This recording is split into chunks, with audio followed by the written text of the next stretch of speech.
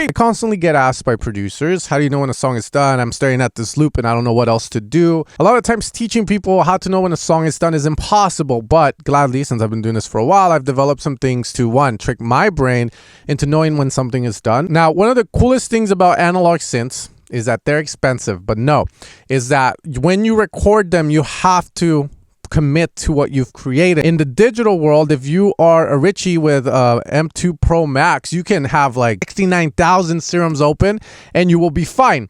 The issue with this is that every time you see this, as you're hearing that, you know, you're constantly hearing over and over and over again, you're gonna get tired of it. Everyone's gonna get tired. Even if you have a banger in your hands, you're gonna ugh.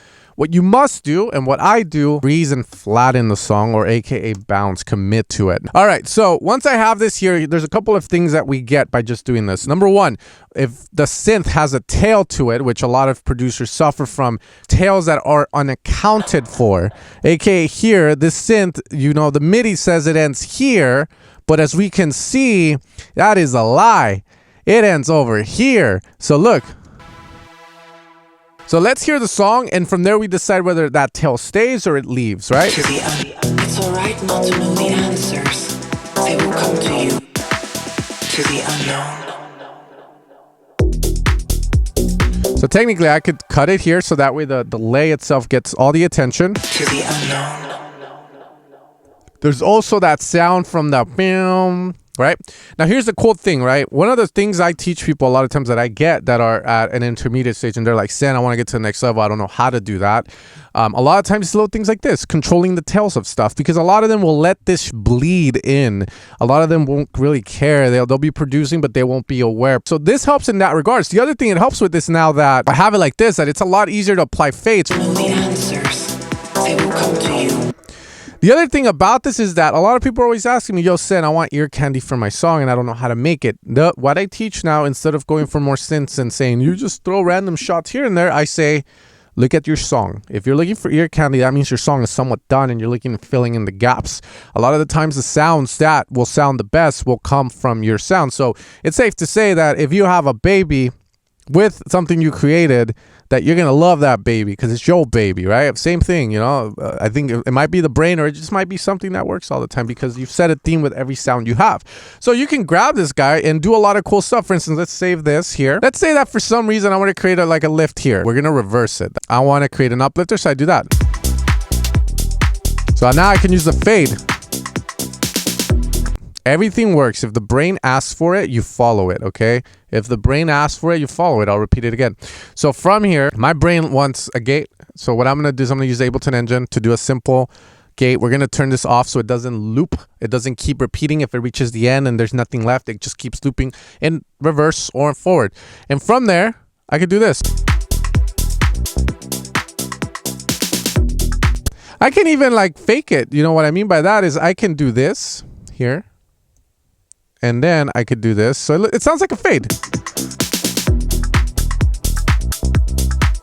You know, that's the power of committing, you know, you commit and from there you will stick to that. And now guess what? You can't really do much. Okay. And then you have to force yourself to create a new synth and redo the patch. And a lot of the times us humans will take the easy way and say, nah, that's good enough. And that's what we want because we overthink, right? So we commit in order to execute, in order to finish, in order to tell our brains, well, we're done because everything's in a damn audio file as well. You can also see it that way. Okay. And that's the power of committing. If we must do something, we have to do it with the audio file. And the cool thing about the audio file, right, is that when you make something on a synth, it's very clean, it's very perfect.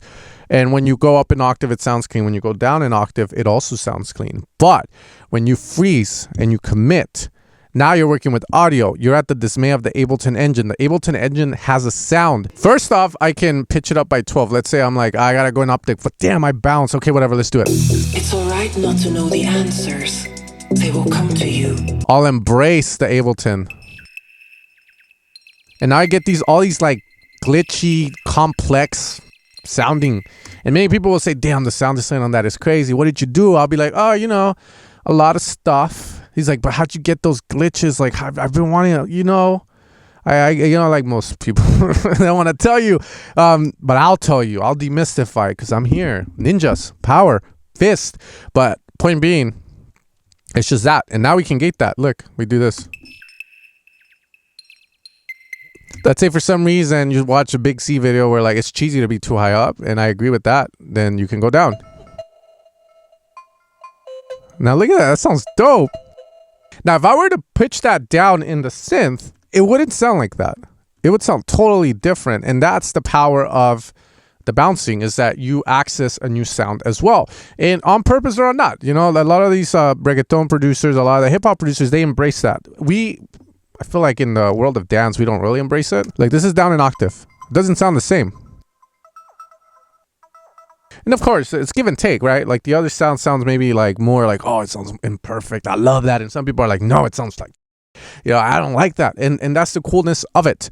We commit, okay? And that's the dope part of it. Now, I want to show you guys one last example on the idea of committing.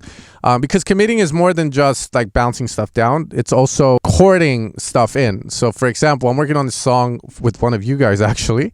And I wanted to create this moment in the song over here.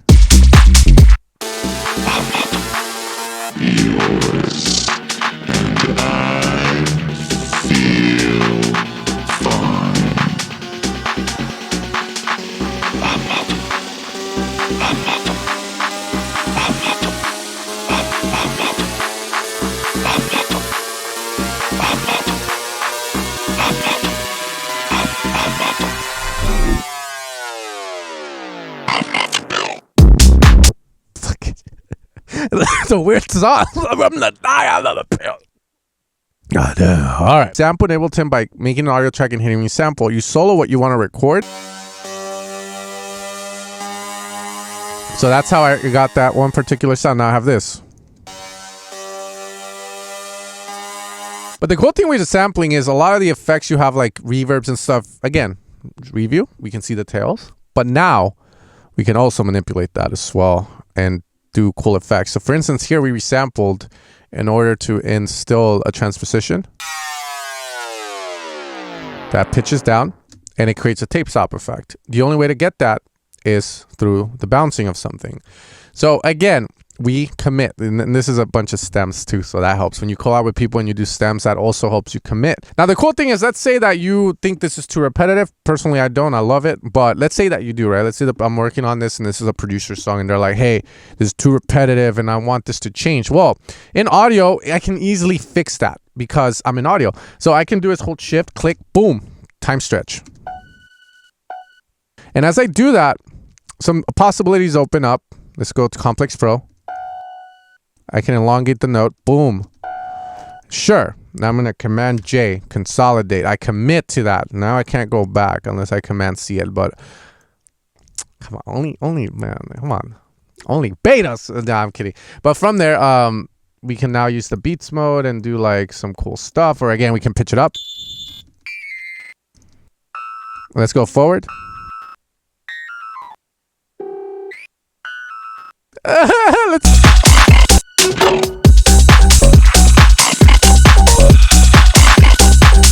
You get the idea, bro. All right, guys. So with this video, what I wanted to portray to you guys is the idea of bouncing down your synths and the power that comes from that. My ninjas, you have to be able to look at this and say how powerful it is, because as you seek getting to the next level in production, it's always coming back to the basics. You will always come back to the basics. Let me explain this. I get a lot of producers that use a lot of loops, a lot of audio samples, and then they're like, I want to get to the next level. But in order for me to get them there, I have to teach them how to manipulate a synth so they can create cool moments and cool effects in their song. But again, it all comes back to the basic LFO and envelope. Once I get like people like me who are very big on synths, like myself, and I'm trying to like get a dirtier sound, etc., then I have to teach those individuals to bounce down the audio to achieve the dirty sound, which in essence is a basic technique. There's nothing complex that has gotten anyone higher than what they should be. It's always back to the basics. You're going to realize that the more you make music, and hopefully in that journey you don't blow your brains out. But other than that, I hope you guys enjoyed the video. I hope it enlightens you. I hope you try this out in your production, because why not? Why else would you watch this video? Go make music right now, brother. Anyways, if you guys want to continue your knowledge forward, consider watching this video here. You can also support my sound design work that is used by heavyweights like James Hype, Space 92, Lost Frequencies, David Guetta, A-Lock, Sid. The list goes on. I can name a lot. You can find it over at evilsounds.com. And with that being said, you guys have a great rest of your day.